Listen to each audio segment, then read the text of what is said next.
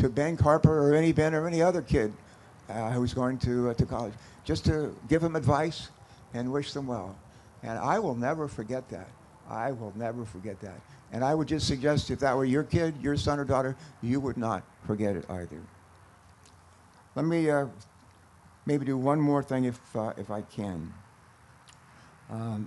Someone gave me, Joe, I don't know if, maybe it was Hunter over here gave it to me, but gave me some words. It said, whatever you say, don't forget to say this about Joe Biden.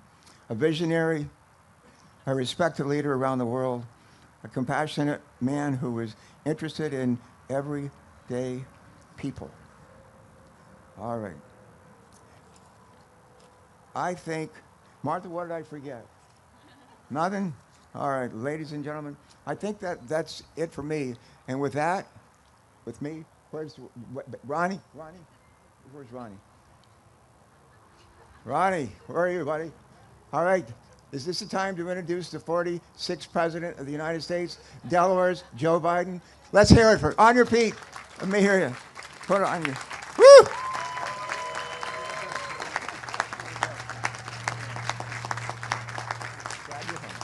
Glad you're home. Thank you. No, come on, you can do better than that. Go on. Knock it out of the park.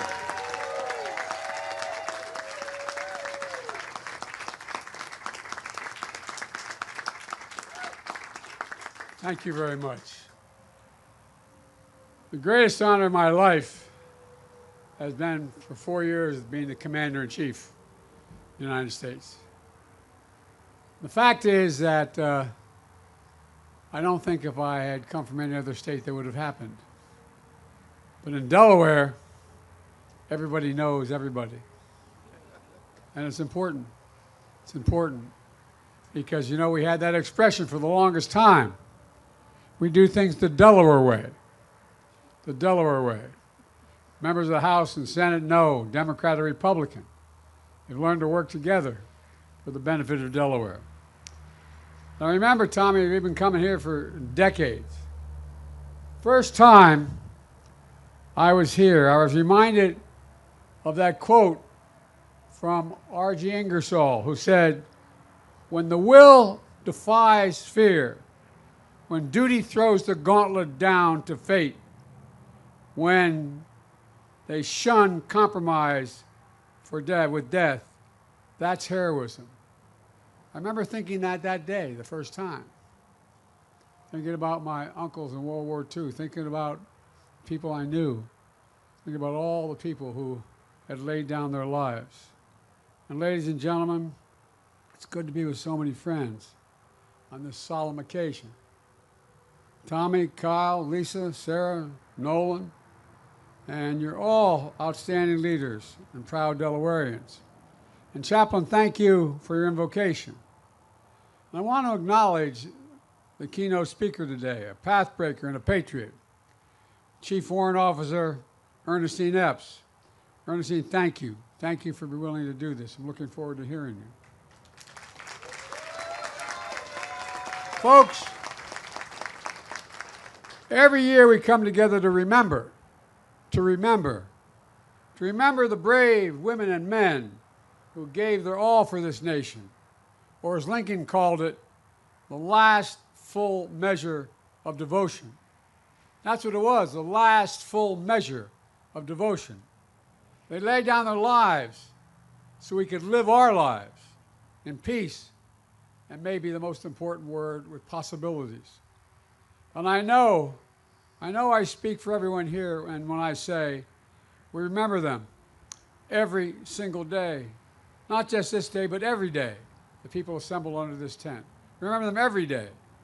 We come together to remember the families that are left behind, the hearts that still carry the weight of their absence, the ache that never fully goes away.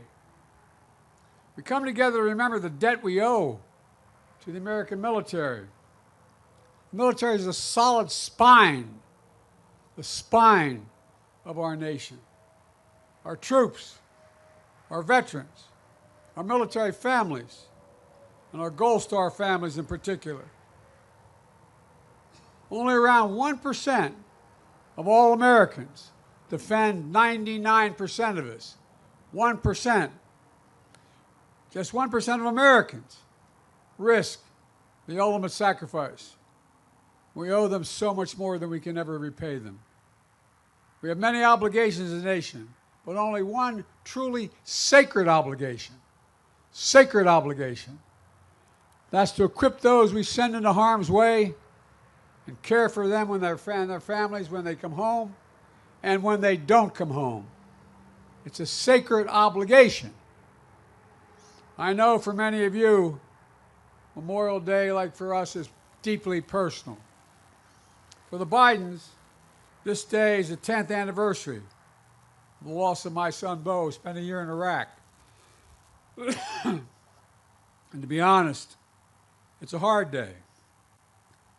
His son and I, Hunter, who's here in the crowd, I don't know where you're sitting, Hunter, but all the way in the back there.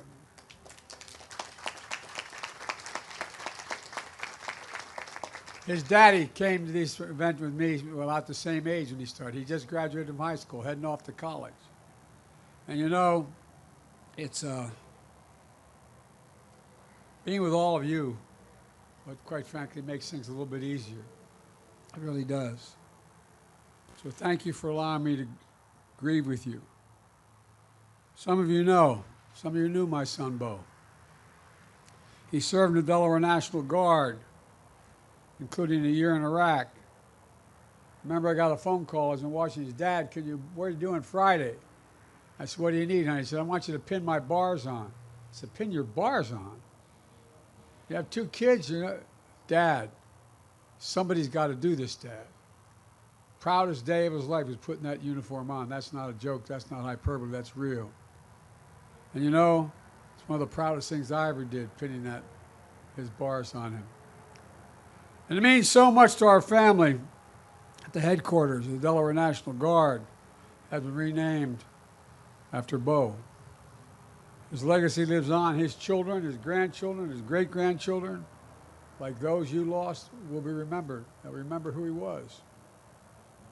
And just like the legacy of all our fallen heroes lives on, they live on in us. And they live on in the strength and freedom of our nation. That sounds like hyperbole, but it's real. It's literal. So everyone who came here today to grieve with grief in your heart, please know you're not alone. You'll never be alone. And your loved one will never be forgotten. Period. My friends, Memorial Day is about something profound. Our politics have become so divided and so bitter. All the years I've been doing this, I never thought we'd get to this point. But we are. Our troops don't wear a uniform that says, I'm a Democrat or I'm a Republican. It says, I'm an American. I'm an American. That's who I am. I'm serious about this. I'm not joking. And folks, our politics has become, as I said, so divided. They wear the uniform of the United States of America.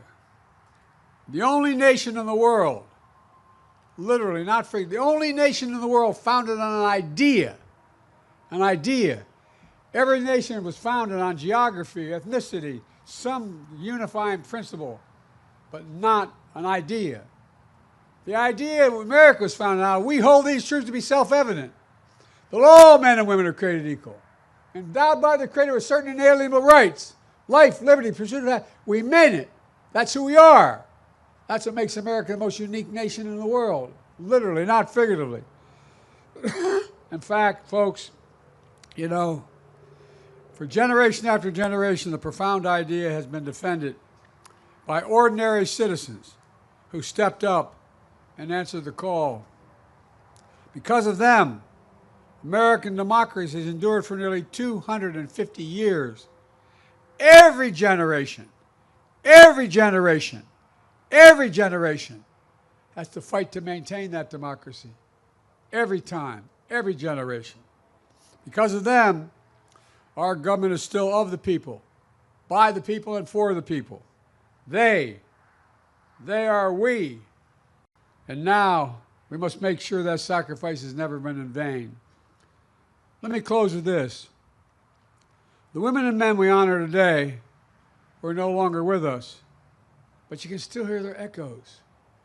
Literally, can't you, if you lost anybody? You can hear their echoes, the echoes of their voices.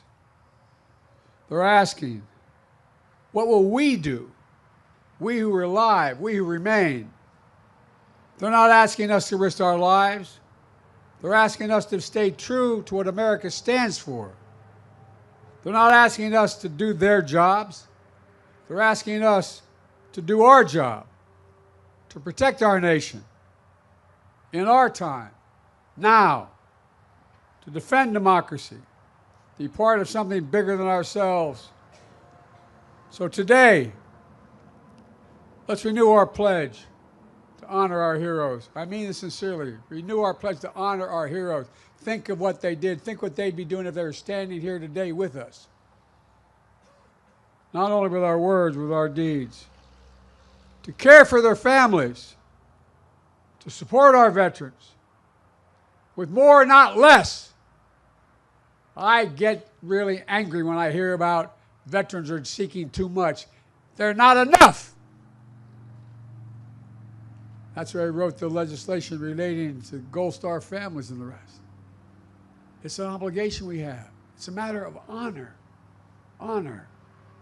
Ladies and gentlemen, to make sure our democracy always lives up to their bravery. To their bravery. And I want to thank you very much, and I want to recognize the guy who's brand new to all this. He's only a little over 100 years old. But I tell you what, man, every time I come, I love seeing him because he always pats me on the face and gives me a kiss. Sir, thank you for all you've done. Your generation and every generation since then. And folks,